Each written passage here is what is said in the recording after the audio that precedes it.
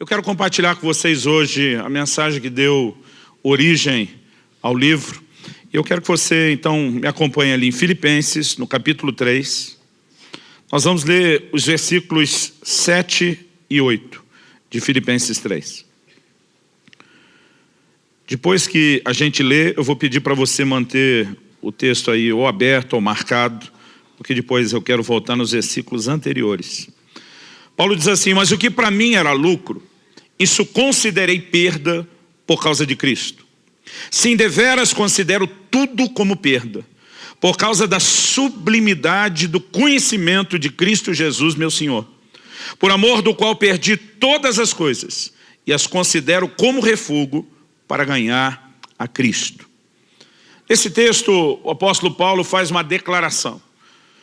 A declaração, ela precisa ser devidamente entendida. Ele diz: o que para mim era lucro, mudou de classificação, perdeu a posição na lista, passou a ser considerado como perda. Ele diz: e a única razão para esse rebaixamento de categoria, do que antes era importante para algo não importante, do que era lucro para perda, né? A única razão desse rebaixamento na categoria foi por causa da sublimidade do conhecimento de Cristo Jesus, meu Senhor. Ele diz: por amor de quem? Então ele está falando de uma descoberta que gera paixão, que gera atração.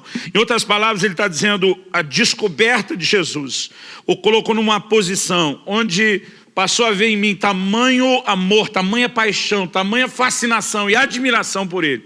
E ele passou a ocupar um lugar de tão grande importância, que o que antes era importante, comparado com esse nível de importância que ele passou a ter, já não é mais importante como era antes.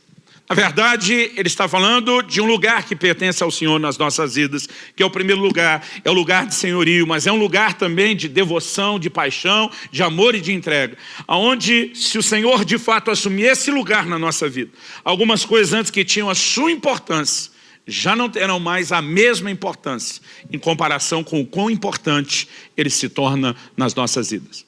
Esse foi o texto que Deus usou há 10 anos atrás, para corrigir algo que tem sido uma chave, uma revolução na minha vida. Eu nasci e cresci num lar cristão, eu sou grato a Deus por isso, eu aprendi muita coisa sobre o relacionamento com Deus, né? Eu sou o que alguns chamariam do rato de igreja, aquele que sempre viveu nisso, e tem alguns comportamentos que nós temos, que normalmente a gente não para, às vezes, para pensar por que tem e por que age como age. Mas há momentos onde Deus precisa apertar melhor os parafusos e trazer alguns ajustes. Então, a história dessa mensagem, ela começa 10 anos atrás. Na verdade, antes desse confronto de Deus em fevereiro, eu tomei uma decisão em dezembro de 2007, que eu contei aqui. Eu fiz um resumo disso quando falei sobre um Deus exigente. Eu lembro que eu terminei de almoçar, empurrei o prato de lado, olhei para Kelly, minha esposa, e falei: amor, nas próximas 3 semanas, nos próximos 21 dias, eu não vou comer absolutamente nada. Eu estou tomando uma decisão, a partir dessa refeição eu já parei, eu vou entrar esse dia 1º de janeiro e vou seguir os 21 dias só na água. E até que termine essas 3 semanas eu não como absolutamente nada. Estou começando nesse momento. Quando falei isso, ela me olhou com um certo ar de preocupação. Eu nunca tinha feito nenhum jejum maior do que 2 semanas. Eu lembro que a pergunta daquele foi: Deus te pediu isso? Tipo, você não está indo longe demais? Eu falei para ela: não, ele não me pediu. Eu vou fazer porque eu quero. E eu falei para ela: eu quero mais de Deus na minha vida. Eu quero buscar a Deus como eu nunca busquei antes. E eu decidi, antes de virar 2007 para 2008, que 2008 seria o ano da busca, que eu ia buscar Deus como eu nunca tinha feito na minha vida. E o jejum era apenas uma das coisas que eu queria ir além. Na verdade, eu li a Bíblia várias vezes naquele ano de 2008. E para que eu pudesse cumprir o que eu me determinei a fazer, eu comecei a fazer as contas. Quantos capítulos tem a Bíblia? Quantas vezes eu ia ler a Bíblia? Então, aquela quantidade de capítulos, vezes aquela quantidade de vezes, dividido pelos 365 dias do ano. E eu tinha uma cota mínima de leitura todos os dias, que se acumulasse ia dar trabalho. Então, eu comecei com determinação, dizendo: eu vou cumprir a meta, eu vou gastar tempo em oração. E entrei buscando a Deus para valer. Fiz os 21 dias de jejum. Depois que o jejum terminou, continuei o ritmo da oração, da leitura bíblica. E nós estávamos ainda no começo do ano, meados de fevereiro. E tivemos uma reunião né? Nossa reunião com líderes, há 10 anos atrás, ela acontecia na sala de cima que as crianças usam hoje antes de sair para as classes. E naquele momento, era só para a gente fazer uma oração e já entrar na nossa conversa, no nosso treinamento. A gente não tratava aquilo como um culto. Enquanto nós orávamos, alguém passou a mão no violão e cantou uma canção do Marcos Witt. Eu te busco, te anelo, te necessito. Quando a gente estava cantando aquilo, sobre buscar Deus, anelar Deus, né? Alguma coisa aconteceu assim de muito diferente. Eu não sei como foi para todo mundo. Para mim foi uma experiência única, singular, um marco de Deus na minha vida e na minha história. Eu sei que alguma coisa aconteceu para todo mundo que foi generalizado. Todo mundo começou a se prostrar, ajoelhar, deitar para o chão, alguns sentavam e era um choro generalizado. Eu comecei a chorar e eu não sabia porque eu estava chorando, mas eu chorava quase convulsivamente. Eu comecei a perceber, enquanto chorava, um sentimento de arrependimento se formando dentro de mim. E o sentimento de arrependimento era por não estar buscando a Deus como deveria. E eu queria estar aqui te contando que eu me entreguei, falei, é verdade. Mas uma hora que eu percebi em que direção a coisa estava indo, foi mais forte do que eu. Eu não consegui controlar ou evitar aquela reação. Na verdade, fui indignado, quase revoltado. Eu tinha acabado de fazer o maior jejum da minha vida. Eu estava lendo a Bíblia e orando, mas assim, dedicadamente. E de repente me vem esse sentimento de que eu não estou buscando como deveria. Eu não verbalizei, porque a gente não tem coragem de falar com Deus desse jeito, mas para Deus você não precisa verbalizar. Você pensou, Ele já sabe. Na verdade, antes de você pensar, Ele já sabe. O salmista diz, a palavra ainda não me chegou à boca e tu já conheces. Então quer dizer, pensa numa relação transparente com Deus, é a nossa. Ele é o Deus onisciente, presciente, não dá para esconder nada. Então mesmo não tendo coragem de verbalizar, eu sabia que Ele estava ouvindo. E aquele sentimento foi, se isso não está bom, quando é que vai estar bom para você? Porque o que eu senti era uma cobrança de que a performance não estava boa o suficiente. E naquele momento o Senhor me respondeu, e essa frase ela virou o tema da mensagem, ela virou o tema do livro. A frase que o Espírito Santo falou ao meu coração naquele momento de choro, de visitação de Deus foi, até que nada mais importe. E diz, quando você chegar a um lugar onde eu sou tão importante na sua vida, a ponto das outras coisas perderem importância, você chegou onde eu queria. O que você está fazendo nesse momento é apenas melhorar a sua performance e não necessariamente aumentar o seu interesse. Você está quebrando os seus recordes, está jejuando mais do que antes, está lendo a Bíblia mais do que antes, está orando mais do que antes. Mas o fato de você incrementar a performance não significa que necessariamente você esteja me buscando como deveria. Pastor, então significa que não adianta a gente orar, jejuar, ler a Bíblia? Não é isso que eu estou falando. O grande dilema que eu quero começar abordando em primeiro lugar é o dilema da performance versus paixão. Porque há uma diferença, querido, entre você melhorar a performance e você ter um coração de fato atraído por ele. Em Marcos 7, nos versículos 6 e 7, Jesus cita o profeta Isaías. Ele diz, foi a respeito de vós, hipócritas, que Isaías profetizou. Agora presta atenção, Isaías profetizou isso cerca de 700 anos antes. Aí Jesus está falando para aquela geração, você acha que Isaías falou só com a turma deles? Vocês estão envolvidos nisso, cambado. Ele estava falando de vocês. Então se a mensagem dele se estendia 700 anos depois, envolvendo mais gente, não pense que eu e você escapamos dela. Porque na verdade Isaías não falou apenas para uma geração. Ele falou a respeito do comportamento humano. Ele falou a respeito de uma área ou de um assunto onde eu e você podemos falhar e tropeçar. E o que é que ele, da parte de Deus, falou? Isaías diz, esse povo me honra com os lábios, mas o seu coração está longe de mim. Em outras palavras, está dizendo, a performance do culto e adoração é boa, mas o coração não está te acompanhando. Não existe paixão nesse nível de performance que você está apresentando. Então o Senhor diz, em vão me adoram. Ele diz, adoração perdida. Alta performance, baixa paixão, adoração perdida e comprometida. E de repente o Senhor começou a falar ao meu coração e tudo começou a partir desse texto de Filipenses. Na verdade, pedi para você deixar aberto, volte comigo no versículo 4 de Filipenses 3. A gente leu o 7 e 8, agora vamos ler o 4, 5 e o 6, e aí você vai entender o contexto da declaração de Paulo. Ele diz, bem que eu poderia confiar também na carne. Se qualquer outro pensa que pode confiar na carne, eu ainda mais. Circuncidado ao 8º dia, da linhagem de Israel, da tribo de Benjamim, hebreu de hebreus, quanto à lei fariseu, quanto ao zelo perseguidor da igreja, quanto à justiça que há na lei, irrepreensível. O que Paulo está dizendo? Está dizendo, gente, eu já nasci, vamos falar num linguajar que você entenda, eu já nasci crente. Circuncidado ao 8º dia, apresentado, dedicado a Deus desde a minha infância, oferecido para pertencer ao Senhor, criado nessa estrutura religiosa, mas em outro texto ele diz, me avantajando aos da minha idade. Ele diz, quanto ao zelo, eu fui fariseu. Os fariseus eram parte da seita mais severa dentro do judaísmo. Hoje talvez a maneira de se referir ao que eles eram seria classificá-los como os beatos carola, aqueles que realmente eram empenhados. Ele diz, de acordo com a justiça que há na lei, eu fui irrepreensível. Ele estava dizendo, pensa num cara que andou na linha. Ele diz que até a perseguição na igreja foi por zelo. Ele classifica depois, sem entendimento, escrevendo aos romanos, mas com zelo, na boa intenção. Em outras palavras, Paulo está dizendo, olha para a minha vida religiosa, para a minha alta performance. Eu era o cara. Então, quando lá na frente ele está dizendo que antes para mim era lucro, eu considerei perda. Durante muito tempo eu lia esse texto, imaginando que Paulo estava falando da vida errada antes da conversão. O que antes para mim era lucro, era importante. Aquele tipo de prazer, aquele tipo de realização que era a gratificação carnal. Agora que eu sou de Jesus, já não é mais lucro. Agora eu entendi que é perda e faz dano. Eu pensava isso assim. Não é disso que Paulo está falando.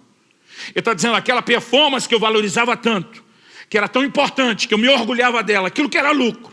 Diante da sublimidade de conhecer a pessoa e entender o que é paixão por ele, a performance desmoronou, ela perdeu completamente o seu valor. E naquele dia o Senhor falou comigo, o que você está fazendo é melhorar a performance e não necessariamente melhorar a sua busca. Porque aperfeiçoar a sua busca não é quebrar os seus recordes e melhorar suas marcas, é aumentar o seu interesse por mim. E nesse momento o Senhor falou, não é necessariamente o que está acontecendo dentro de você.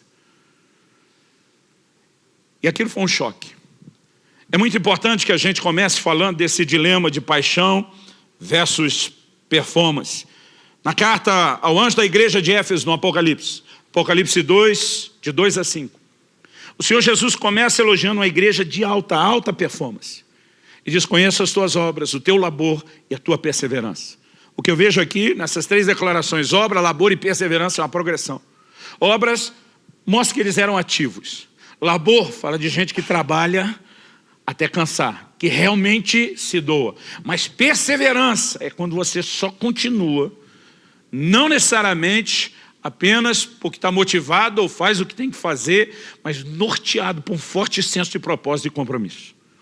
Alta performance. Era uma igreja que tinha resiliência, isso tem que ser destacado. E de suportastes provas por causa do meu nome, não desfalecestes. A igreja tinha controle de qualidade, o que mostra não necessariamente que eles eram críticos ou exigentes, mas que eram sérios, comprometidos. E diz, puseste à prova os que dizem apóstolos e não são, e os achaste mentirosos. Então, pensa na igreja, que quando você olha a descrição, qualquer pastor disse, eu aceitaria cuidar dessa turma. Gente de alta performance. Mas o Senhor diz, mas tenho porém contra ti, que abandonaste o teu primeiro amor. Sabe o que ele está dizendo? Não adianta você apresentar um alto nível de performance e um baixo nível de paixão. Pastor, o senhor está dizendo que a performance não é importante? Não. Estou dizendo que a performance não substitui a paixão. Se ela for o efeito colateral da paixão, se ela for o desdobramento e a consequência da paixão, ótimo. Se ela for a substituição, péssimo. E quando nós entendemos essas verdades, isso precisa reorganizar a nossa vida e a nossa atitude.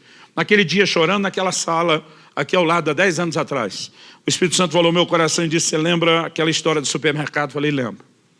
Na verdade, já não lembro todos os detalhes, mas a história eu me lembro muito bem. Um dia desse, sentei com a Kelly e falei, quem era o casal? Eu falei, eu acho que era fulano. Ela falou, não era fulano. Não pode ser por causa... A verdade é que alguns desses detalhes eu não tenho, mas a história para mim é nítida e clara. Eu acho que eu estava no meu primeiro ano como pastor. E eu fui chamado para mediar uma discussão. Eu fui chamado para mediar um problema que um casal teve. Na verdade, a gente brinca que o casal crente não briga, tem excesso de comunhão. Eles tiveram um exagero na comunhão. E aí fui chamado para mediar a conversa. Eu chego, pensa no marido indignado. Quando eu cheguei, já foi protestando. Pastor, essa mulher é louca. Então eu falei, calma. Jó chamou a mulher dele de louca e tinha razão. Vamos ver se você tem razão. O que aconteceu? Pastor, eu lembro que na época Eu lembro que era recém-casado, que me parecia muito tempo de casado. Ele estava com cerca de 20 anos. Não sei se era perto de completar ou recém-completado. Vou deixar aqui no cerca, mais ou menos. Eu lembro que falou, nós temos cerca de 20 anos de casado. Essa mulher sempre quis que eu fosse com ela no supermercado. Pastor, eu odeio supermercado. Eu falei, não é só você, o sindicato é grande. Mas e daí? Foi daí que eu resolvi agradar a mulher. Depois de 20 anos. Eu resolvi ir com ela no supermercado. E essa louca me chega e diz, eu não quero que você nunca mais vá comigo no supermercado. E ele estava revoltado. E a mulher serena, tranquila, esperando a vez dela e com um sinalzinho assim. Depois dele falou eu. Aí quando ele encerrou mais ou menos, falei, sua vez. Ela já começou assim, pastor, eu nunca quis que ele fosse comigo no supermercado. Irmão, nem deu para ela continuar, ele quase demoniou. É uma louca, estou falando, tem testemunho, eu vou chamar. Já queria trazer os filhos. Falei, para, é a vez dela agora. Eu falei, irmã do céu, eu estou com dificuldade de acreditar que ela só não queria que ele fosse no supermercado. Eu falei, eu sei que as mulheres não são todas iguais. Talvez você não seja daquelas que quer discutir a relação no supermercado. Mas você nem querer que ele fosse. Eu falei, me explica isso que agora até eu estou duvidando. Ela falou, pastor, então eu vou explicar. Eu não queria que ele fosse. O que eu queria é que ele quisesse ir. Eu fiquei que nem você, pensando, tentando entender a profundidade da declaração. Eu falei, me ajuda um pouco mais? Ela disse, pastor, para ele ir do jeito que foi, ficar olhando o relógio, reclamando, está demorando. Parece que ele estava se infligindo um castigo, uma autopunição. Ela disse, pastor, eu amo meu marido, ele está bravo comigo, mas eu amo meu marido, eu quero melhor para ele. Para ele ir sofrer do jeito que ele sofreu, eu não quero que ele sofra mais. Então o que eu queria não é que ele fosse, o que eu queria é que ele quisesse ir. E se ele não quer ir, então que nunca mais vá. Eu tive que concordar com ela. Falei, velho, tu ganhou o alvará, a libertação que você queria, está resolvido, vamos acelerar isso. Eu achava a história divertida, mas 10 anos atrás ali o Espírito Santo falou comigo. E ele falou comigo, você lembra daquele episódio? Eu falei, lembro. Ele disse, pois bem, há um paralelo que eu quero que você entenda. Ele diz, o que eu queria não é que você me buscasse. O que eu queria é que você quisesse me buscar. Sabe, eu já vou te mostrar esse meu segundo ponto, depois de falar da performance versus paixão, que o propósito pelo qual eu e você existimos é buscar Deus. Mas Deus não quer apenas que a gente busque. Ele quer que a gente queira buscá-lo. E o que ele falou naquele dia, ao mesmo tempo que a sua intenção de ler mais a Bíblia é boa, irmão, eu tinha que ler várias vezes, mas eu não estava de folga. O dia continuava corrido. Então eu chegava em casa, depois que o dia acabava, aí eu começava as minhas horas de leitura bíblica. Eu sou um cara que eu troco a noite pelo dia fácil, eu sou notívago. Mas isso é bom quando você pode trocar pelo dia e dormir de dia. O problema é que eu estava num ritmo de vida comum, era o ano inteiro. Então não tinha como ficar madrugada acordado e dormir até tarde depois. Então, na primeira semana é uma coisa. Eu já estava há 1 mês e meio naquele ritmo, dormindo bem menos. Então chegava ali 2, 3 da manhã, eu estava quase dormindo em cima da Bíblia. E o Senhor começou a falar no meu coração. O que você está fazendo ao só melhorar a performance é quase que se infligir uma autopunição, um autocastigo. Agora, vamos ficar aqui lendo a Bíblia e tornar esse tempo chato e enfadonho, mas vamos cumprir com o compromisso. Eu comecei a perceber que há uma diferença entre você buscar e você entender o que é buscar do jeito que Deus espera. Eu sei que a partir daquele dia tem uma frase do renomado escritor C.S. Lewis, que ela ganhou um significado completamente novo para mim. C.S. Lewis costumava dizer, o cristianismo, se é falso, não tem nenhuma importância. E diz, se é verdadeiro, tem infinita importância. O que ele não pode ser é de moderada importância.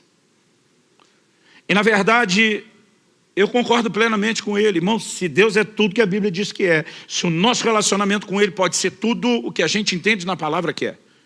Deus não nos chamou apenas para viver uma vida religiosa. O Salmo 25, 14 diz, a intimidade do Senhor é para aqueles que o temem, aos quais Ele dará a conhecer a sua aliança. Desde o Éden, eu brinco que Deus não respeitou nem a lua de mel do casal. Ele queria estar todo dia junto, tinha uma visita diária. Ele está dizendo, eu quero ter comunhão com vocês, criaturas. Eu quero me relacionar com vocês. Esse tem sido o anseio de Deus ao longo da existência da humanidade, desde o começo. É o propósito de Deus. Deus não queria apenas que eu e você abraçássemos o livrinho das regras e disséssemos, vamos andar direitinho, fazer tudo direitinho, fazer porque tem que ser feito. Na verdade, o que Deus espera é que a gente dê o devido lugar a Ele. Então vamos lá, gente, se isso tudo é verdade, então tem infinita importância. Se não é, e a conversa mole, não merece importância nenhuma. Mas a maioria de nós acaba vivendo a vida cristã, dando a Deus e às coisas de Deus um moderado grau de importância. Não quer dizer que não tem. Você está aqui, domingo após domingo, está tentando viver a vida cristã, mas muitas vezes Jesus não está nesse lugar, onde Ele é mas tão importante, que o resto perde a importância diante do lugar que Ele ocupa. E eu comecei a perceber uma outra coisa. Naquele dia, tem alguns versículos da Bíblia que você lê, relê, e às vezes parece que você não enxerga. Naquele dia o Senhor me guiou a Atos 17, eu quero que você abra lá comigo. O Senhor me guiou a Atos capítulo 17. Eu quero que você leia comigo os versículos 26 e 27. Enquanto você vai localizando o texto, eu quero te dar aqui o pano de fundo, o contexto. Paulo está pregando em Atenas, na Grécia. Agora, o contexto não é só onde aconteceu. A gente tem que pensar no pano de fundo histórico. Nos dias de Paulo, que tinha cidadania romana, apesar de ser judeu, também tinha cidadania romana, quem dominava o mundo dos seus dias era o Império Romano. No entanto, antes de Roma, o império que dominou o mundo antes de Roma foi a Grécia de Alexandre o Grande. Alexandre não manifestou só o poderio militar e econômico, mas ele tinha uma visão de expansão da cultura. A helenização, nós vamos espalhar a língua, nós vamos espalhar a cultura, os nossos valores. Então, o Novo Testamento foi escrito e produzido na época do Império Romano, mas foi escrito em grego. Porque a influência era a língua universal daqueles dias. Alguém esses dias falou, pastor, é tipo o inglês daqueles dias. Eu falei, mais ou menos isso. Agora, o que eles espalharam não foi só a língua, foi uma cultura. E Paulo está em Atenas, que era o maior palco da filosofia do mundo da sua época. Até hoje não se estuda filosofia sem se remeter aos mestres gregos. E Paulo está lá no centro, no ninho, no coração do lugar que influenciou o mundo. E ele começa a abordar a questão de propósito nesse cenário. Para que Deus criou o homem? Eu não creio que isso foi acidente. Paulo está intencionalmente mexendo naquele tipo de resposta que os gregos mais procuravam. Lê comigo. Ele diz, de um só, uma clara referência a Adão, fez toda a raça humana para habitar sobre toda a face da terra, havendo fixado os tempos previamente estabelecidos e os limites da sua habitação. Está dizendo, Deus, a partir de multiplicou uma raça, estabeleceu lá na terra, determinou e fixou os limites da habitação, os tempos específicos. Agora, por que Deus fez isso? Nós estamos falando de um Deus eterno, e a definição de eternidade em Deus é diferente da nossa, que a gente tem começo, mas não tem fim. Deus não tem começo nem fim. Outro dia alguém brincando falou assim, em algum lugar lá no meio da eternidade, como se ela fosse divisível, Deus resolveu criar um homem. Com que propósito? Versículo 27, Paulo explicitamente diz, e até 10 anos atrás, mesmo tendo crescido no lar evangélico, nascido e crescido no lar cristão, sendo instruído na palavra, eu nunca tinha enxergado isso com a clareza que eu enxerguei naquele dia. Qual era o propósito da criação? 27, para buscarem a Deus. Para que a humanidade foi criada? Porque eu e você, que somos parte da raça humana, fomos criados. O que é que Deus tinha em mente? Qual era o plano? Qual era a ideia? Qual era o projeto? O texto diz que era para que nós buscássemos a Deus. Então você existe para isso. Essa é a razão da sua existência. Fala para alguém perto de você, fala, você existe para buscar Deus. Agora, vamos continuar lendo, ele diz assim, para buscarem a Deus, se porventura, tateando, o possam achar. Bem que Ele não está longe de cada um de nós. O que é esse tateando? Tateando é a busca limitada. É quando você está desprovido de visão, sai apalpando. Você, como eu, já deve ter sido pego por esses blackouts, falta de luz, e a gente ficava dizendo, eu tenho certeza. Hoje a nova geração com celular não tem esse problema. A nossa era assim, eu tenho certeza que tem uma vela ou uma lanterna naquela gaveta tal. E aí a gente saía no escuro, apalpando para procurar. Então, esse tipo de busca apalpando é a busca onde nós estamos desprovidos de visão. Nós não estamos no nosso melhor, mas é possível conseguir resultado. E do outro lado, a Bíblia diz que Deus não está longe. Em outras palavras, está dizendo, vocês são limitadinhos para buscar, mas eu vou facilitar. Eu não consigo ler e falar desse texto sem lembrar de um episódio que para mim é marcante. São muito boas memórias. De quando meus filhos eram bem crianças, ainda uns toquinhos de gente. Uma das coisas que eu gostava de brincar com eles era de me esconder e eles tinham que me achar. Mas lógico, irmão, estamos falando de umas crianças, né, que ainda eram uns toquinhos de gente, eu tinha que facilitar. Eu lembro que eu ajoelhava na frente do sofá, cobria só a cabeça com a almofada. E de vez em quando eles tiravam, achei. Eu tinha vontade de dizer, grande coisa, qualquer um faria. Mas naquele momento você tem que dizer, não, está no meu nível. Eu tenho que facilitar, porque o propósito era me achar. E eu queria que eles me achassem. Quando começou a ficar óbvio demais, porque começa a pegar um pouquinho de idade, da almofada já não tinha graça. Então eu ia para trás da cortina da sala. Eu fazia questão de não encostar na parede, mas naquela época, mesmo se encostasse, a barriga era bem maior do que hoje. E quem riu já está há mais tempo aqui na igreja, lembra disso? Então eu fazia questão de deixar o pé aparecendo, às vezes forçava ainda o volume, empurrava a cabeça. Eu lembro de uma das cortinas que a gente tinha, não sei o nome daquilo, se é voal que chama, tinha uma espécie de renda na frente. Então às vezes eu entrava naquilo que era quase que transparente. Engraçado era ver o Israel ali, tá ali, como se nem estivesse vendo eles, ou como se fosse difícil de me enxergar. Eu fico imaginando Deus fazendo com a gente algo parecido. Está desprovido de visão, apalpando, então não vou dificultar. Porque qual era o propósito dele estabelecer a busca? Era que nós tivéssemos o resultado de encontrá-lo. Por isso que ele diz, serei achado de vós. Agora, ele não apenas nos criou para buscar, ele não apenas facilita, apesar da nossa limitação, mas existe algo que regula essa busca, que na verdade determina se ela será ou não eficaz. Isso está lá em Jeremias 29:13. Eu nem vou abrir. A maioria de vocês conhece o texto de cor. Buscar-me-eis e me achareis. Mas ele não parou aí. Ele não falou só busca e acha. Ele diz, buscar-me-eis e me achareis quando me buscardes de todo o vosso coração. Naquele dia o Senhor começou a falar comigo, a busca que produz resultado não é a busca de alta performance, é a busca onde você põe o seu coração nela, onde existe de fato interesse. E foi exatamente nesse momento que a frase, o que eu queria não é que você me buscasse, é que você quisesse me buscar, ela fez todo sentido. E sabe, irmãos, eu tenho percebido isso. Eu já estou há muito tempo no pastorado, lidando com gente há muito tempo. Sabe o que é impressionante? O que determina o resultado que nós vamos ter em Deus não tem nada a ver com o ambiente. Um dia desse alguém falou para mim, pastor, é muito difícil. O lugar que eu estou e moro não tem uma boa igreja. Eu falei, deixa eu te dizer uma coisa. O Salmo 84 fala de alguém que cultiva um relacionamento com Deus e que passando pelo vale árido faz dele um lugar de fontes. Você não tem que estar num lugar de fonte. Você carrega fonte. Se você tiver o relacionamento correto, não tem nada a ver com o lugar onde você está. Sabe, eu percebo às vezes no mesmo culto. Teoricamente, o mesmo culto deveria produzir o mesmo impacto para todo mundo, mas não é assim. Eu lembro de uma reunião específica. Terminou, veio um irmão. Ele estava todo emocionado, pastor. Que isso?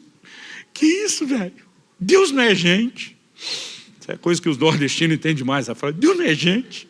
Que coisa louca foi essa? Que glória, que visitação. O cara todo tocado. Para ele tinha sido culto a vida dele. Logo depois eu falei com o outro. Ô pastor, o negócio estava truncadinho hoje, né? Louvorzinho meia boca, uma palavra comprida. Outro dia um irmão falou para mim, pastor, seu sermão é como uma espada. Eu falei, entrou firme, ele falou, não, comprido e chato.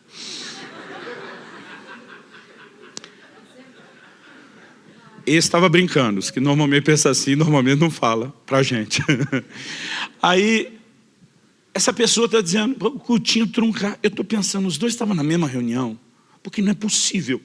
Esse aqui dizendo, Deus não é gente, dizendo que foi a glória. E esse outro dizendo que a coisa foi ruim. Irmão, deixa eu te dizer, nem sempre é a reunião. A maior parte das vezes é você. É o seu coração. E nós precisamos entrar nesse lugar onde o nosso coração começa a ser tão atraído, tão cativado pelo Senhor, que isso não apenas vai fazer as outras coisas perder importância e garantir que Ele tem um lugar de preeminência, de primazia na nossa vida. Alguém me perguntou esse dia, pastor, esse livro é a respeito de amor por Jesus? Eu falei, não, esse livro é a respeito de tudo na vida cristã. Quando perguntaram a Jesus qual é o maior mandamento, ele diz, amarás ao Senhor teu Deus de todo o coração, com toda a alma, com todo o entendimento, com todas as tuas forças. O que é que Jesus estava dizendo? Que isso é o que de mais importante tem, você não vai achar nada na Bíblia que concorra com isso. Por que que é o mandamento mais importante? Porque ele gera alinhamento em todas as áreas. Que se você, e o maior mandamento não é só amar a Deus, é amar a Deus com tudo que é em você. Você tem que pôr tudo de você nisso. Quem ama o Senhor de todo o coração, anda em obediência. Jesus diz, aquele que tem os meus mandamentos e os guarda, esse é o que me ama. Porque é impossível você colocar Deus nesse lugar da maior importância e cuspir na cara dele, pecando deliberadamente todo dia. Ou ele está nesse lugar, isso vai te afastar do pecado, ou você está envolvido com outras coisas e não deu a ele a devida importância. Paulo diz que o amor é o cumprimento da lei. Quando nós entramos nesse lugar, isso não só define a posição que o Senhor tem na nossa vida, não só define as respostas que nós devemos dar, gera um efeito em cadeia em todas as áreas da nossa vida. E nós precisamos entender por que o assunto é tão sério. Nós não estamos falando mera e simplesmente de paixão. É muito mais do que isso. Se envolve o lugar de senhorio, envolve o lugar de primazia dele, envolve as escolhas que eu e você teremos que fazer. Eu gosto de uma frase de Wesley. Ele diz que não se admita no coração outro desejo ou propósito, cujo objeto supremo não seja ele. Toda vez na história que você acha os santos homens e mulheres de Deus que chacoalharam a geração, você vai perceber coisas em comum. E uma delas é o nível de inclinação, de predisposição que eles tinham no coração, entendendo a razão pela qual haviam sido criados e por que existiam. Irmão, você já parou para pensar por que é que Deus te deu o direito de escolha? Por que é que Ele deu o livre-arbítrio? Outro dia alguém falou, pastor, mas Deus dá ao homem a opção de pecar. O senhor acha mesmo que foi uma boa ideia? Deus dá ao homem a opção de não escolhê-lo. Falei, eu não olharia por esse lado. Deus nos deu a opção de escolhê-lo. E não a opção de não escolhê-lo. O que Ele queria é que nós usássemos a escolha. E por decisão fôssemos ao encontro dEle. Agora, que sentido faz? Deus, em vez de programar eu e você para ser um robô automatizado que faça a vontade dele, Ele nos dá o direito de escolher, porque Ele quer que a gente escolha correto. E daqui a pouco eu e você estamos vivendo a vida cristã debaixo de um peso, de um fardo, da obrigação de fazer algo que o nosso coração não está tão alinhado. Se nós não corrigirmos isso, que nós já perdemos a essência de tudo. E se você entende que o propósito pelo qual o homem existe é a busca, e que a busca que Deus espera é essa onde põe todo o coração, então você vai descobrir que um dos seus grandes inimigos que atrapalham o propósito pelo qual você existe, uma das grandes armadilhas da sua vida não é só o pecado. Durante muito tempo eu tinha claro e definido, meu maior inimigo é o pecado. Alguém me perguntou, pastor, não é o diabo? Eu falei, não, é o pecado. Porque se eu não pecar, o diabo não pode fazer nada comigo. A Bíblia diz que aquele que está em mim é maior do que aquele que está no mundo. Só que a Bíblia diz para não dar lugar ao diabo. Isso acontece quando eu e você pecamos e quebramos princípios. Então eu falei, o que eu preciso é me vigiar. O que eu preciso é me guardar. Eu tenho que me manter longe do pecado. E durante muito tempo na minha vida cristã eu pensava, esse é o problema. Mas há 10 anos atrás, naquela salinha, o Espírito Santo falou comigo, você não está errado quando reconhece que o pecado é um inimigo. Você está errado quando acredita que ele é seu único inimigo. O Senhor diz, um inimigo que vocês não reconhecem como inimigo, porque ele não tem cara de inimigo. E vocês não conseguem ver o dano porque não entenderam nem o propósito pelo qual existe. São as distrações. Eu quero falar um pouco a respeito disso. Porque talvez o que nos impeça de entrar nesse lugar de busca, onde nada mais importa, não é que Deus não tenha a sua importância, é que nós deixamos que outras coisas sejam quase tão importantes quanto Ele. E se nós não chegarmos nesse lugar onde nada mais importa, Paulo diz, em nada tenho a minha vida como preciosa. Ele está dizendo, eu estou me lixando do que vai acontecer. O que tem valor é agradar o meu Senhor Jesus, o resto não importa. Há um lugar, querido, onde nós estamos tão alinhados com o coração de Deus, que a nossa vida reflete e transborda isso o tempo todo. Agora, quando não estamos, nós podemos estar nos enganando. Em Êxodo, no capítulo 5, dos versículos 7 a 9, nós vemos que quando Moisés é enviado por Deus para falar a Faraó, para libertar o povo, a palavra que Moisés traz a Faraó é, deixa meu povo ir para que me adore. O propósito da redenção, o propósito da libertação, era um só, adoração. Deus não queria apenas tirar a nação de Israel do Egito para dizer, eu não estou aguentando ver vocês sofrendo, quero melhorar a vida de vocês. Quero que vocês mandem no nariz de vocês, tenham liberdade. Deus não queria tirá-los de lá apenas para melhorar a vida terrena. Ele está dizendo, eu quero tirar vocês desse lugar e conectá-los comigo. Eu quero que vocês entrem no lugar da adoração. Eu quero que vocês entrem no lugar da intimidade. Agora, vamos pensar, porque há um paralelo por trás disso. No momento que Moisés fala isso para o faraó responde, esse povo deve estar muito ocioso para estar pensando em adoração. E diz, vamos encher o povo de trabalho, para que eles não tenham tempo de pensar em adoração. Qual era a proposta? Vamos distraí-los. Vamos roubar o foco deles. Agora a pergunta é, isso foi só a ideia de um déspota daquela época? Na simbologia bíblica, Faraó, ele tipifica Satanás. Aliás, o paralelo é enorme. Eles, como nação, Israel estava debaixo do senhorio de Faraó? Sim. Estavam debaixo de escravidão de um tirano? Sim. Essa é a nossa história. Colossenses 1,3 diz que Deus nos arrancou do império das trevas. A gente também estava. Quando foi que eles saíram? Na noite em que o cordeiro de Páscoa foi imolado. O sangue foi derramado. Quando foi que eu e você saímos debaixo do tirano que nos oprimia? Quando o Senhor Jesus morreu por nós. E Paulo escreve aos Coríntios e chama Jesus de o nosso cordeiro pascal. Agora, não era só a morte do cordeiro. Eles tinham que pegar do sangue do cordeiro, colocar nos umbrais das portas. Assim como também o que muda a nossa história e gera a nossa libertação, não é mero e simplesmente o fato de que Jesus morreu. É quando nós nos apropriamos do seu sangue, da sua obra, e trazemos isso para a nossa vida. O paralelo está definido. Quando eles saem do Egito, a nação de Israel é levada, conduzida por Moisés até o Sinai. No Sinai, Deus faz algumas declarações sobre quem eles são. Essas mesmas declarações são repetidas sobre nós, a igreja do Novo Testamento. Em 1 de Pedro 2,9, ele cita as mesmas palavras de Êxodo 19, 5 e 6. E diz, vós sois a nação santa, a geração eleita, o sacerdócio real, o povo de propriedade exclusiva de Deus. Eles estavam sendo libertos daquela escravidão para adorar o Senhor. E a gente? Zacarias, pai de João Batista, cheio do Espírito Santo, profetiza. Em Lucas 1, lá no final daquele capítulo comprido de Lucas 1, e diz assim, para que libertos das mãos dos nossos inimigos, o adorássemos em santidade e justiça todos os nossos dias. O paralelo se cumpre de ponta a ponta. Então a questão é, era só a ideia brilhante do faraó de distraí-los?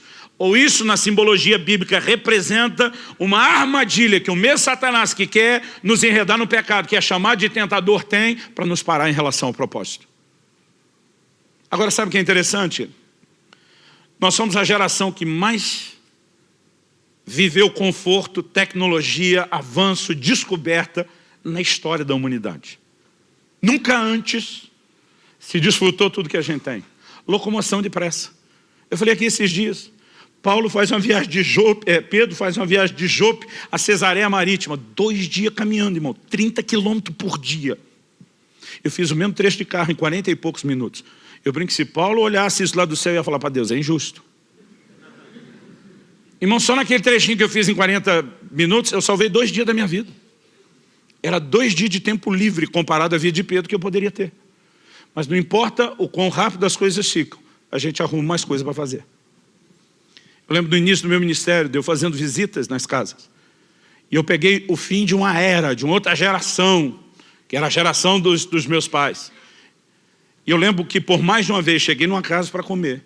E a família que me convidou, ela fez um macarrão caseiro, desde a massa. Não se pegava molho de tomate pronto, se pegava os tomates. Ia se preparando a massa, o molho, tudo enquanto a gente ia conversando.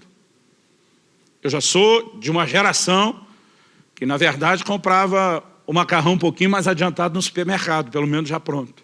Mas a nova geração, ela é impaciente. Que os 3 minutos de miojo demora muito ainda para eles.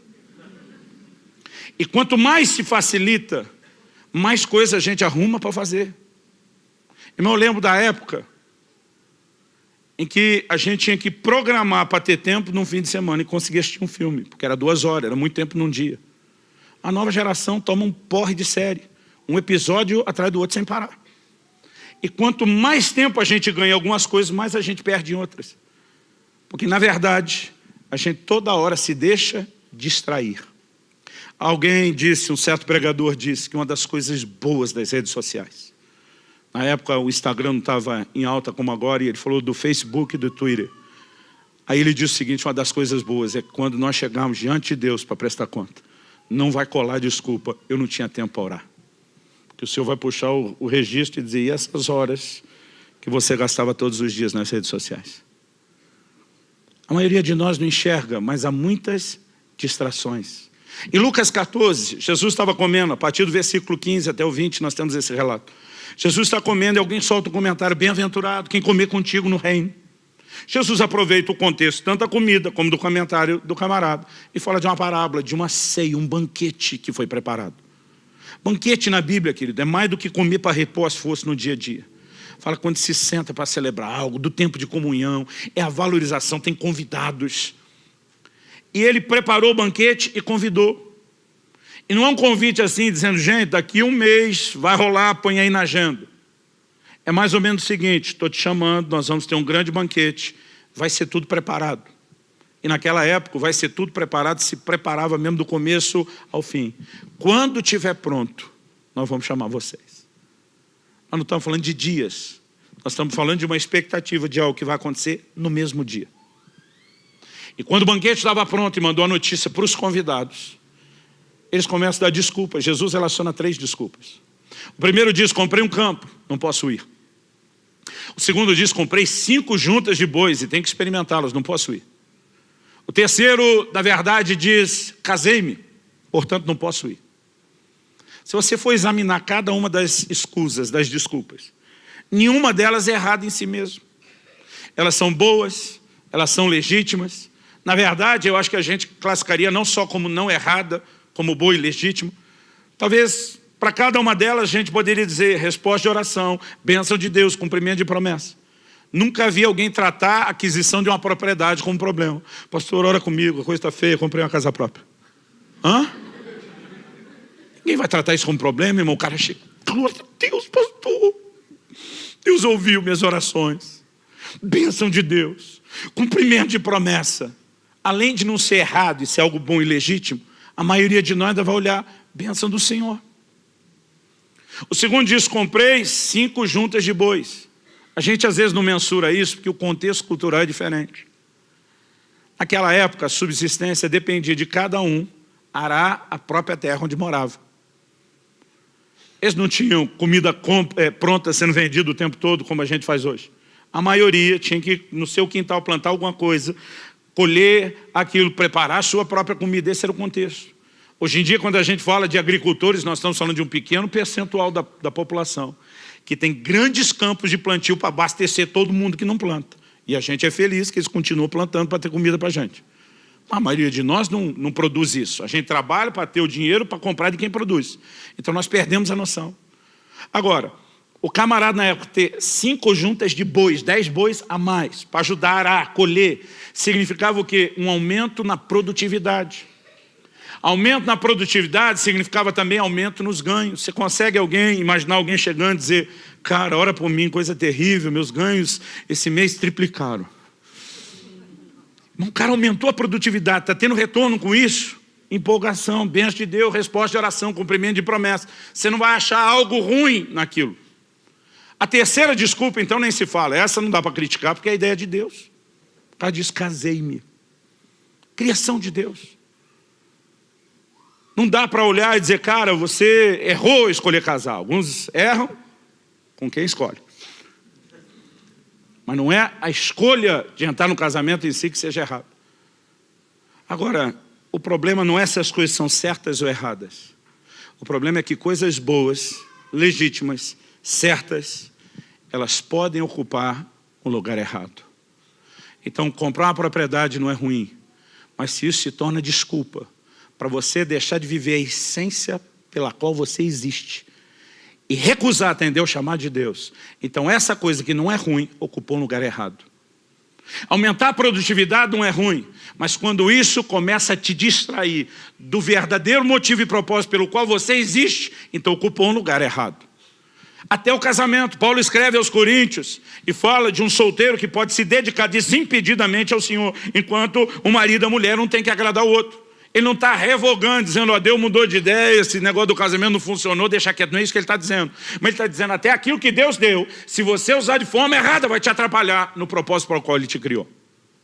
Então a questão não é se as coisas são certas, é o lugar que elas estão ocupando na nossa vida. É o valor que nós estamos dando a elas em comparação ao valor que deveríamos dar ao Senhor. E, gente, distração é algo que anda de forma sorrateira. A maior parte do tempo a gente não percebe. Nesse fevereiro de 2008, 10 anos atrás, naquela salinha, enquanto o Senhor me corrigia e falava essas coisas comigo, Ele me chamou a atenção de algo. Ele me disse: no ano passado, você me trocou por aquele filme.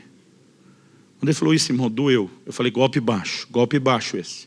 Já me arrependi, o Senhor já me perdoou, o Senhor não deveria tocar no assunto. Ainda preguei para Deus. Já pregou para Deus? Eu já dei sermão em Deus às vezes. Falei: a tua palavra diz que dos nossos pecados o Senhor não se lembra. Lá no livro de Miqueias, o Senhor diz que lança eles na profundeza do mar. Se juntar os dois textos, deve ter algum mar do esquecimento. Eu me arrependi, o Senhor não devia estar me cobrando disso. Agora, para você entender, deixa eu contar a história. Então, a gente está indo e vindo de 10 anos atrás, agora vamos para 11 anos atrás. Fevereiro de 2007. Começamos o ano com um evento de avivamento, tipo o sobrenatural do carnaval. O evento era quinta, sexta e sábado. Na quinta preguei eu, sexta e sábado convidei um outro amigo que veio e nos abençoou muito. Na sexta, Deus já usou ele assim de uma forma singular. E nós tivemos uma noite muito especial, tremenda. No final eu estava tão empolgado, falei: velho, você abençoou tanto meu povo. Foi hoje o que desejar a sua alma. Pode escolher o restaurante que você quiser. Não importa o que, não importa o preço. Eu vou te dar a melhor janta. Ele falou: quer mesmo me agradar, gordinho? Do que eu lembro a conversa do jeito que aconteceu na época. Falei: quero. Ele falou: esquece a comida. Nós comemos algo rápido, simples e barato. Mas quer me agradar? Eu estou doido para assistir um filme. Falei: cara, eu estou vários dias na estrada, correndo, um batidão, não paro, não tem tempo para relaxar. Mas ele falou: você sabe o que é viajar. Eu não quero assistir o filme sozinho. Eu queria companhia. Você não viu um filme? Eu falei: vejo. Era na época em que a afinada locadora ainda existia. E nós passamos numa dessas locadoras, ficava aberta até mais tarde. Reservamos, peguei, aluguei o vídeo, fomos comer. Enquanto comia, tomei uma decisão. Marciano estava com a gente, falei: cara, nós vamos assistir o filme na sua casa. Sua televisão é melhor, você tem um surround melhor. Nós vamos baixar, o time está grande, nós vamos baixar todo mundo para lá. E descemos lá para o sítio cercado. Quando nós chegamos, estava todo mundo se acomodando na sala. Esse pastor, que já tinha estado na casa onde o Marciano morava na época, falou para os meninos da banda, louvor, estava com ele, falou: vocês já conhecem a sala de oração que ele tem aqui? O Marciano fez uma sala de oração naquela casa que era assim, espetacular. Eles: não. Marciano falou: então mostra para vocês. Já foi todo mundo levantado. Eu falei: ninguém vai a lugar nenhum. Eu falei: nós viemos aqui para ver filme. Pensa numa coisa que eu tenho vergonha, gente. Qualquer crente falando isso era feio, mas o pastor de vocês falando isso. Mas não parou aí. Eu falei: se nós entrar naquela sala, vocês sabem o que é que vai acontecer. Nós vamos começar a orar, não vamos parar, não saímos mais de lá e não vamos ver o filme. Eu não percebi, irmão. Não é que eu não percebi que eu falei. Eu lembro que eu falei. Eu não percebi o que eu fiz. A turma na hora voltou, quem já estava saindo voltou, sentou e assistimos o filme. Agora pensa na desgraça do filme ruim. Ruim! Com muito esforço, o nível de produção de Hollywood, um 3.8, de 1 a 10. Só que eu sou parte de uma geração, a nova geração Netflix, você começa a assistir, não gostou, eles param. A nova geração não era assim, você dizia: eu fui lá na locadora. Eu gastei tempo para ir lá, tempo para escolher o filme, eu paguei. Então, você insistia. Então, às vezes, você dizia assim: vai melhorar. Mas não melhorava, só piorava. Várias vezes, um parava e dizia: gente, esse lugar não vai nenhum, vamos parar. E o outro dizia: não. Se não melhorar, pelo menos vai despiorar. Aí o negócio já estava no meio, a gente passando raiva, alguém disse: nós pagamos, tá ok. É a geração que ia até o fim. Irmão, e o negócio surpreendentemente foi ficando cada vez pior, e acabou. E quando acabou, a gente estava com a raiva do filme, raiva do tempo perdido. Só a má mordomia do tempo já era um problema. Mas o filme, além de ser uma péssima produção, tinha um linguajar baixo, cenas pesadas. A verdade, quando terminou, a gente tinha saído daquele culto glorioso. Se flagrou, todo mundo que foi cheio descobriu que tinha um vazamento. A gente estava todo mundo vazio. O cara falou: irmão, além do filme não prestar, eu perdi tudo aquilo que tive. Eu também. Ali mesmo a gente ficou em pé. E a gente teve uma assembleia solene de arrependimento. A gente orou, pediu perdão para Deus. Eu acho que eu estava com o sentimento de culpa pior, porque eu ficava lembrando, ninguém vai a lugar nenhum. Quer dizer, foi mal. Esse dia, um ano depois, o Espírito Santo falou, você me trocou, quando ele estava falando de distração. Você me trocou por aquele filme. E eu me defendi. Eu falei, não vale, eu já me arrependi. E ele me falou, um ano depois só, ele falou, você só se arrependeu porque o filme foi ruim.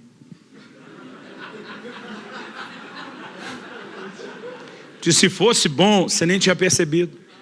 E diz, na verdade, não foi a única vez que você me trocou. A questão é que nas outras você nem percebeu que fez a troca. Irmão, não estou falando contra entretenimento. Não estou dizendo que você não possa ver filme ou seriado. Embora acredito que a nova geração teve muita dificuldade de entender declarações de homens de Deus como Leonardo Ravenhill. E dizia que o entretenimento é o substituto diabólico da verdadeira alegria. Muitas vezes eu e você estamos tentando preencher alguma coisa que não será preenchida no entretenimento. E repito, não estou falando contra ele. Mas nós somos parte de uma geração, que é a geração do entretenimento, que não desliga. O nosso problema, querido, não é que as igrejas não estão cheias. Na verdade, as igrejas no Brasil nunca antes estiveram tão cheias. E como um amigo meu disse que o Senhor falou com ele, nunca antes as igrejas estiveram tão cheias de tanta gente vazia. Algo precisa mudar e eu e você precisamos acordar. Eu não vim aqui te apontar o dedo, eu não vim jogar pedra em você. O que mais me constrangeu naquele dia é eu reagindo diante de Deus há 10 anos atrás, dizendo, se não está bom, quando é que vai estar bom para você? E o Espírito Santo falando comigo, eu não quero colocar pressão sobre você. Eu quero que você entenda o quanto eu te amo, o quanto eu quero a comunhão com você. Se você der mais de você a mim, significa que você também terá mais de mim. Se Deus permitir, o mês que vem eu quero falar dessa reciprocidade aqui. E a forma tão amorosa como Deus falou me constrangeu. Como diz alguém, me quebrou as pernas. Aquele dia eu tive um vislumbre, uma pequena revelação do amor e do interesse de Deus no nosso relacionamento. E de vez em quando eu lembro do que aconteceu naquela sala, isso ainda mexe comigo 10 anos depois. Eu não vim aqui tentar te oprimir da mesma forma como eu senti aquele dia que não era isso que o Senhor queria. Eu quero te ajudar a entender uma coisa e nós vamos terminar com o último texto na Bíblia. Vamos comigo para Lucas capítulo 10. Versículos 38 ao 42.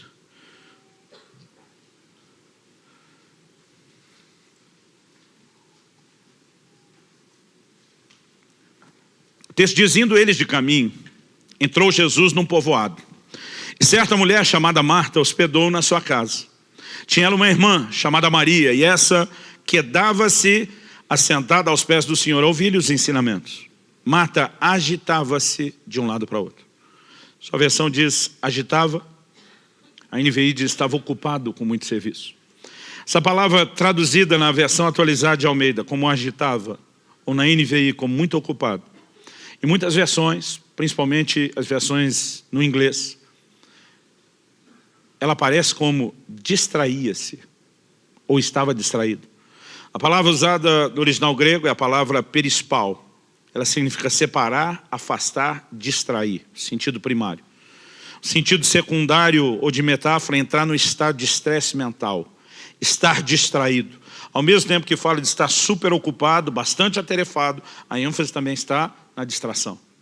Fala não só de alguém que está ocupado com algo, mas está ocupado com algo a ponto de não poder se ocupar com a outra coisa. Então o texto diz, Marta distraía-se de um lado para o outro, ocupada em muito serviço. Então se aproximou de Jesus e disse, Senhor, não te importas que minha irmã tenha deixado que eu fique a servir sozinha? Ordena-lhe, pois, que venha ajudar-me. Qual a indignação de Marta? E a gente costuma jogar pedra em Marta, mas irmão, eu entendo Marta. Se você recebesse Jesus, Jesus encarnado, carne e osso, na sua casa, você oferecer qualquer coisa para ele? Eu fico imaginando a preocupação de receber bem o Senhor. Quando Kelly e eu éramos ainda recém-casados, o desafio dela era enorme. Ela estava terminando a faculdade, ela estudava de manhã, trabalhava à tarde para me ajudar a manter a casa e me acompanhava nas coisas do ministério à noite. Eu falei, amor, não é justo você desdobrar dessa forma. Para me ajudar, eu tenho que te ajudar também. Então, assumi com ela o desafio de ajudá-la em tarefas de casa. Só fiz um acordo pré-nupcial, nunca vou passar roupa. E quebrei o pacto, irmão. Devo ter passado 10 ou 12 camisas em 20 anos. Situações de emergência. Mas eu quero te ajudar. Eu lembro de um dia que eu cheguei um pouco mais cedo do escritório da igreja. E pensei, vou adiantar as coisas do almoço. Eu estava pensando, ela ligou em casa. A gente não tinha celular. Ela liga da faculdade, com telefone público, chama no telefone de casa. E ela diz, olha, eu esqueci de tirar uma coisa que está no freezer. Se você puder fazer isso, ela diz, ainda bem que você está aí, se puder fazer isso, vai adiantando para quando eu chegar, conseguir, porque era pouco tempo para fazer o almoço. Falei, moça, está por fora, não vou tirar nada do freezer. Hoje quem faz o almoço sou eu. Ela, uau! E o que temos para o cardápio? Irmão, já tinha separado um miojo, uma lata de sardinha, que ia dar uma melhorada no negócio. Mas eu acho que eu me empolguei. E eu falei para ela, massa com peixe. Ela no telefone, uau! Eu pensei, ela sabe o marido que tem. Não estamos falando do Masterchef. Mas desligou o telefone. Depois comecei a pensar, falei, a expectativa vai subir. E vai colidir com a realidade. Mas não tinha mais como ligar de volta. Aí eu estou preparando a massa com peixe, só imaginando o que é que está passando na cabeça dela. O que é que ela vem esperando, o que é que ela vai encontrar.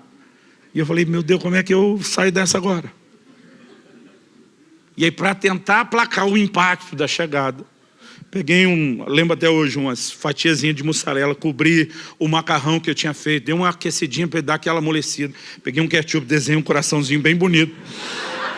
Aí quando ela entrou, ela olhou, que lindo, mas dá para ver a decepção, João. Por que eu estou contando isso? Irmão, se Jesus fosse comer na minha casa, nunca que eu ia dar massa com peixe para ele. Acho que nem colocando a mussarela com o ketchup em cima, enfeitando, eu teria coragem. Eu entendo, Marta. Agora, conhecendo um pouco da dinâmica de funcionamento das famílias, conhecendo um pouco da psicologia do funcionamento familiar, eu imagino que antes de Marta chegar desabafando com Jesus, o Senhor não se importa que eu estou trabalhando sozinho, manda minha irmã me ajudar. Irmão, quando a coisa chega nesse ponto, de dizer, diz para ela ajudar, e ela está na frente de Maria, quando chega ao ponto de falar com alguém da família, como se ela não estivesse presente, a coisa está feia. Eu lembro de uma visita que eu fiz, a família da igreja me convidou para almoçar, estamos lá.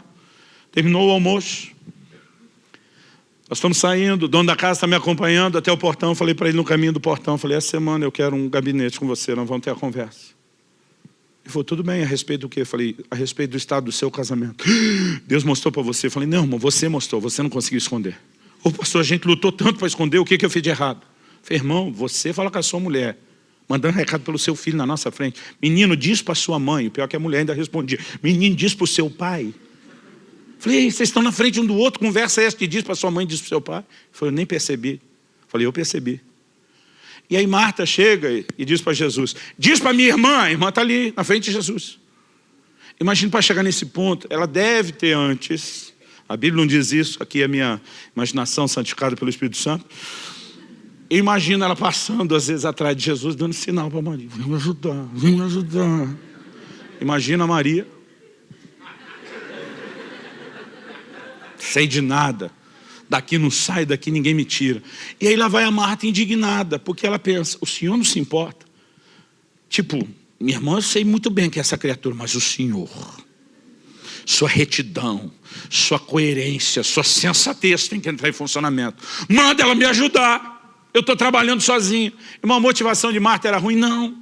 Por que ela estava trabalhando? Para agradar Jesus, para oferecer o melhor para ele. Agora, olha a resposta de Jesus. Primeiro, Marta não sabia disso, mas por 7 vezes na Bíblia, Deus chama alguém pelo nome 2 vezes seguido. Só dele falar assim, Marta, Marta, se ela já soubesse disso, já ia gelar a espinha. Porque nas 7 vezes que ele chama alguém 2 vezes pelo nome, tem uma crise. Ouvia muitos anos atrás isso do pastor Francisco, a mensagem As 7 crises do obreiro. Aí ele diz, Marta, dá uma olhadinha comigo, versículo 42, não, 41. Respondeu-lhe o Senhor, Marta, Marta, andas inquieta e te preocupas com muitas coisas. Entretanto, pouco é necessário, ou mesmo uma só coisa. Jesus está dizendo, no final das contas, ou como diria a geração dos meus pais, no frigir dos ovos. No final das contas, ele está dizendo, tem pouca coisa necessária, mas uma que realmente conta. Mas o Criador está dando essa dica. Só falta dizer, hashtag fica a dica, galera. Diz, tem uma coisa que realmente importa. Aí ele diz, Maria escolheu a boa parte. O que é que Jesus está dizendo? O que realmente importa foi o que sua irmã escolheu. Aí Jesus vira para Marta e diz, e esta não lhe será tirada. Sabe o que está dizendo? É ruim que eu vou deixar você arrancar sua irmã daqui. Mas não é para me agradar, se você quer me agradar, me dê o que eu mais espero de vocês. Me dê comunhão, me dê relacionamento. Sente para ter tempo comigo. Irmão, não estou falando de viver uma vagabundagem espiritual onde você só fica sentado lá. Esse episódio vem logo depois da parábola do bom samaritano. A gente tem que ajudar as pessoas. Então não é nem só trabalhar fazendo pelos outros e nem só ficar com ele. Existe uma combinação equilibrada. Ele está dizendo uma só coisa realmente importa. Irmão, se isso é o que realmente importa, por que não é tão importante na minha e na sua vida? Você pode definir o que é importante para alguém pela maneira como ele usa e administra o tempo. Como que Deus é importante para mim e para você e a gente não arruma tempo para ele? Apesar de gastar tempo com um monte de coisa que não presta. Como que a gente não dá tempo para ele? Como que a gente não honra ele, colocando ele no mais alto lugar de respeito, de admiração, de fascinação e de disposição de agradá-lo? Como que nós não chegamos, a maioria de nós os crentes, nesse lugar, dizer como Paulo, em nada tenho a minha vida como preciosa, contanto que eu cumpra a carreira, o ministério que eu recebi dele. Ele está dizendo, minha vida é agradá-lo. Ele está num lugar tão importante, não importa se eu vou ser preso, não importa se eu vou apanhar, o que eu quero é agradá-lo. Quando você entra num lugar onde ele realmente importa, as outras coisas começam progressivamente a perder a sua importância, por causa da fascinação por quem ele é. Até que nada mais importe é chegar a um lugar onde você não apenas melhorou a performance, onde você não apenas descobriu o propósito da sua existência, mas onde você aprendeu a lidar com o inimigo chamado distração. Porque isso vai tentar nos enredar o tempo todo. Eu quero que você fique em pé para parecer que está acabando. Continua na próxima semana, se Deus permitir. Talvez eu não use o termo ou a palavra distração. Talvez dê uma outra roupagem, use uma outra terminologia. Nós vamos explorar um pouquinho mais como essas coisas nos atrapalham. Hoje eu só quero definir que existe necessidade de conserto, existe necessidade de ajuda, de ajuste, e eu quero terminar te chamando a rever. Com rever eu quero dizer um autoexame. Eu quero que você repense pelo menos 3 coisas. E a gente arremata com isso. Primeiro, qual a motivação da sua busca? Quando Paulo diz o que para mim era lucro, virou perda, ele não está dizendo, eu arrependi de nascer, vamos mudar, interpretar o que ele falou, né? De nascer num lar cristão. Ele não está dizendo, eu acho ruim que eu fui circuncidado ao 8º dia. Ele está dizendo, o tanto que eu valorizava essa performance toda, eu já não valorizo mais. Não era coisa em si, era a valorização da performance. A minha pergunta a você, qual é a motivação da busca? Eu me lembro de um dia que o Senhor me confrontou. Eu entrei no quarto da casa dos meus pais, o quarto que eu usava quando era solteiro, e gastava horas em oração todo dia. E me bateu uma saudade do tempo com Deus naquele lugar, eu estava emocionado. E o Senhor falou comigo, por que é que você já não gasta esse tempo que você gastava antes? Eu falei, eu casei, tive filho, o ministério cresceu. O Senhor me disse, essa é a desculpa que você usa, não é o verdadeiro motivo. E diz, o que te fez entrar nesse quarto não era mero e simplesmente os encontros que você tinha comigo. Foi porque te convenceram que esse era o preço necessário para chegar ao lugar de realização ministerial que você queria. Você queria o sobrenatural, você queria os dons, você queria as manifestações, você se enterrou aí horas todos os dias. Mas quando você alcançou aquilo que você realmente estava buscando, o quarto já não era mais tão necessário ou tão atraente. Porque você não estava apenas me buscando, você estava buscando aquilo que eu queria fazer, ou que você queria que eu fizesse. Muitas vezes a minha e a sua motivação até na busca já está descompensada. Talvez não é a performance pela performance, mas às vezes não é o meu resultado, é o resultado de Deus. E a gente tem que pensar isso. Porque até que nada mais importa é ser atraído pura e simplesmente por Ele.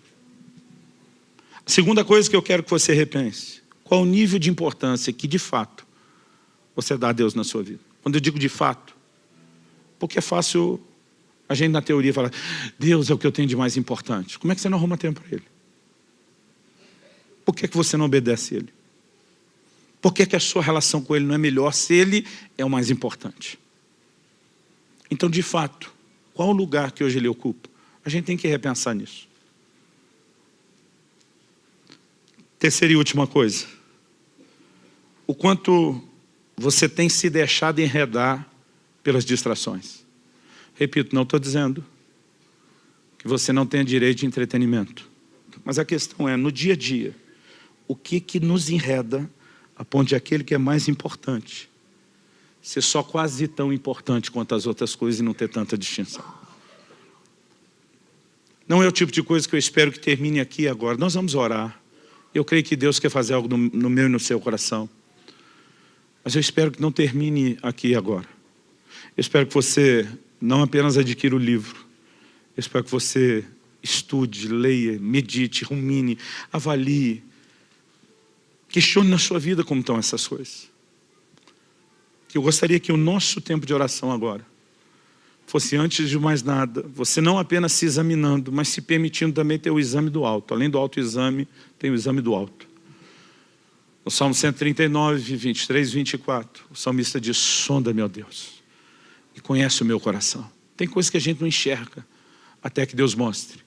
Mas para que Deus mostre, a gente tem que se expor. A gente tem que se fazer vulnerável a Ele e a ação dEle. Então coloca a sua vida diante de Deus. Eu quero que você ore por alguns instantes. Talvez você precise se arrepender de determinadas distrações. Talvez você precise se arrepender porque ele ainda não é tão importante quanto deveria ser na sua vida. Mas o mais importante é que você entenda que não está colocando sobre você um peso de culpa ou condenação. Antes de você fazer essa oração, eu quero citar uma frase que eu li em algum lugar e que me chamou muito a atenção, me fez repensar. William Ing, não sei se é Ing ou Indy que pronuncia o nome dele, disse: gastarmos 16 horas por dia em contato com as coisas dessa vida e apenas 5 minutos por dia em contato com Deus, será de admirar que as coisas dessa vida sejam para nós 200 vezes mais reais do que Deus? Eu acho que a mudança começa não só em olhar para dentro do coração, mas em reprogramar a maneira como eu e você vivemos. Deus não é uma pessoa para você ter apenas um breve e rápido encontro num culto de domingo ou numa reunião de célula. É alguém com quem você se envolve todos os dias. E à medida que você se aprofunda, não apenas na performance, mas na entrega de coração, você vai descobrir que não é só Deus que conseguiu mais de você. Você vai descobrir que você começa a desfrutar muito mais de Deus. Pai, a Tua palavra foi anunciada. E nós realmente precisamos de uma obra sobrenatural do Teu Espírito vivificando, aplicando a Tua palavra no íntimo de cada um de nós. E nós oramos que isso não termine aqui agora, junto com a reunião. Nós oramos que aquilo que o Senhor começou, a boa obra que o Senhor começou, seja aperfeiçoada, que ela continue. Que o Senhor encontre em nós espaço e resposta, para que haja alinhamento, para que haja ajuste, para que haja conserto. Mas o mais importante, Senhor, que não haja apenas uma tentativa e um mero esforço de Te colocar nesse lugar. Que os nossos olhos se abram a ponto de entrar nesse lugar de descoberta, de fascinação. E que a sublimidade do conhecimento do Senhor Jesus realmente o coloque no lugar de maior importância, a ponto de mais nada ser tão importante. Nós queremos nos arrepender diante de Ti, Senhor. Porque muitas vezes até dizemos que estamos Te amando, mas não fazemos de todo o coração. Muitas vezes estamos Te buscando, mas não de todo o coração. Muitas vezes Te honramos com os lábios, mas o coração ainda está longe. E nós não queremos apenas ser uma igreja de alta performance e baixa paixão. Nós não queremos apenas ser religiosos que não conectam de verdade contigo. Senhor, nós agradecemos o Teu amor, esse amor insistente, persistente, que faz com que o Senhor continue lutando para que esse relacionamento seja tudo que o Senhor sonhou. Que Te leva a ser paciente, misericordioso com cada um de nós e continuar insistindo. Nós Te somos gratos. nós oramos que venham dias de descoberta, que venham dias de percepção do Senhor e da sua presença, que possamos entrar naquele lugar de revelação, que produz o fascínio, a atração e que mantém longe a distração. Vem sobre nós, vem sobre nós.